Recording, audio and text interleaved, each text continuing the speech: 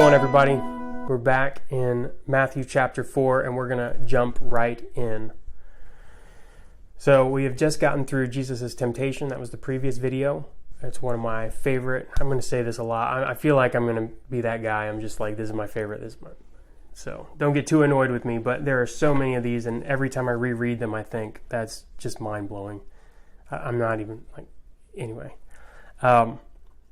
So Jesus begins his ministries. We're in chapter 4, verse 12 is where we're starting. And I read the ESV Bible. I'm trying to do that little disclaimer. I use the ESV as I go through here. I don't do the NKJV or KJV or anything like that. So verse 12, chapter 4, Matthew. Now when he heard that John had been arrested, he withdrew into Galilee. So a lot of information right there. John the Baptist has been arrested.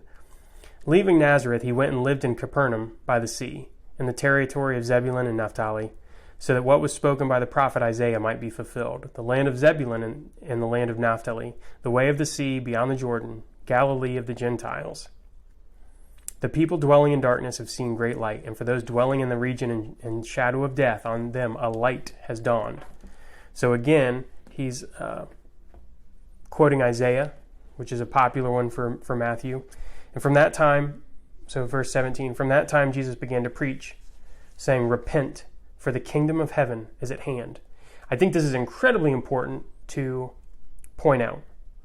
From that time, Jesus began to preach, saying, "Repent, for the kingdom of heaven is at hand." And if you had a one-liner to sum up all of Jesus' ministry, that is it. There are some very important elements there. Repent. Everybody's a sinner. Turn from your sin. The kingdom of heaven is at hand. That is what a lot of people spend a lot of time talking about. This idea of the kingdom of heaven, what it is, the nature and character of it, is one of the central messages that Jesus delivers. And once you go through the Gospels with that in mind, like, if you just ask the question, what is the central message of Jesus' ministry? I think you'll find that there's ridiculous amounts of evidence that the main point is the kingdom of heaven. So Jesus calls his first disciples. In verse 18, while walking by the Sea of Galilee, he saw two brothers, Simon, who's called Peter, and Andrew, his brother, casting a net into the sea, for they were fishermen. And he said to them, "Follow me, and I will make you fishers of men." Immediately they left their nets and followed him. And going on from where he saw two other brothers, James the son of Zebedee, and John his brother, in the boat with Zebedee their father, mending their nets, and he called them. Immediately they left the boat and their father and followed him. And he went throughout all Galilee, teaching in their synagogues and proclaiming the gospel of the kingdom, and healing every disease and every affliction among the people. So his fame spread throughout all Syria, and they brought him all the sick, those afflicted with various diseases and pains, those oppressed by demons, those having seizures and paralytics, and he healed them. And great crowds followed him from Galilee and the Decapolis, and from Jerusalem and Judea, and from beyond the Jordan. So that's chapter 4. So Jesus announces his ministry and says, "Repent, for the kingdom of heaven is at hand." Again, best one-liner summation of Jesus' message. Then Jesus calls his disciples. He's walking by the Sea of Galilee. Simon, Peter, and Andrew are casting a net, and he says, "Follow me, and I'll make you fishers of men." They immediately go. Let me see. Does it say that? And he said, "Follow me, and I will make you fishers of men." That's why I like the ESV. NIV sold out, and they say people and stuff like that. They did a gender-neutral Bible, which is stupid. So anyways, I will make you fishers of men. They immediately go. James and John with their father. Immediately, again, they go. They drop their nets.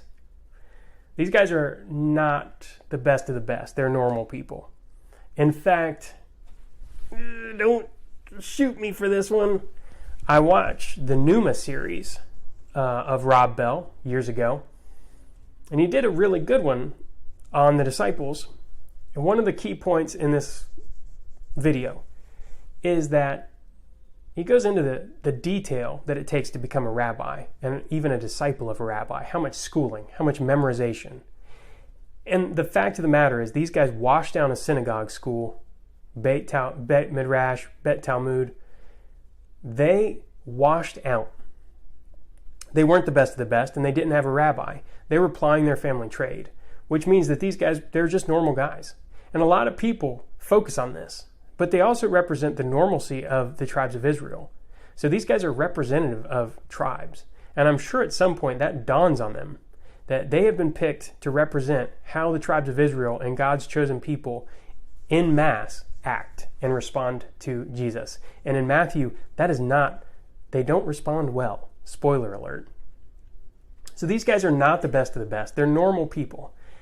And so he goes on, and it says he went through all Galilee, teaching in their synagogues and proclaiming the gospel of the kingdom. So he's proclaiming the gospel of the kingdom, and he hasn't announced himself yet, right? He hasn't announced himself as Jesus Christ. He's just a guy. And where's he teaching? The synagogues, like the heart of religious and cultural center for the Israelites, for Israel, the people. He starts healing everybody. He's healing every disease and affliction. He's relieving suffering, right? His fame spreads. One thing I do want you to notice through Matthew is that kind of downplays the signs and wonders. Like a lot of times when Jesus is doing these things, it doesn't talk about people coming and being converted and believing because of the miracles. Matthew kind of downplays these things throughout the book. So he's healing every disease and affliction. His fame is spreading, right? So he is getting a reputation. Throughout Syria, they brought him people who were sick, diseased, pained, demon oppressed, right? As opposed to demon possessed. I don't know. Seizures, paralytics. So great crowds start following, right? Galilee, Decapolis, and Jerusalem, and Judea, and beyond the Jordan. So what's interesting here as well is that Jesus is saying that he's teaching in the synagogues, but his fame is going outside the synagogues. The Decapolis would have been a Greek, Roman area, right? All of this area is controlled by the Romans, but you've got Decapolis, Greek, you've got Galilee, Jerusalem, and Judea, and beyond the Jordan. So you've got this big area, but it's expanding not just to the Jewish people, but to people outside of that. And so it's an interesting thing in Matthew as well to see who responds to Jesus' message and who he points out as faithful. Because you have to keep in mind that he's speaking to the Jews primarily in Matthew. Matthew is writing to a Jewish audience. But the heroes often are the worst enemies of Jerusalem. So it's an interesting thing to look at there. But for half a chapter, not bad. 8 minutes.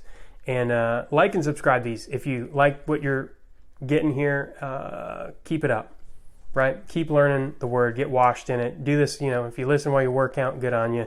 That's why I don't do the follow along with the Bible thing anymore. I figured people weren't really doing that. You can either follow along with a Bible if you want, and listen as you go, or you can just,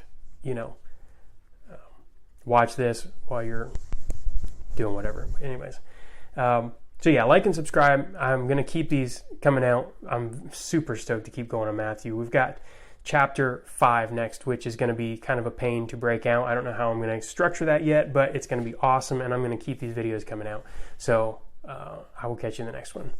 All right, peace.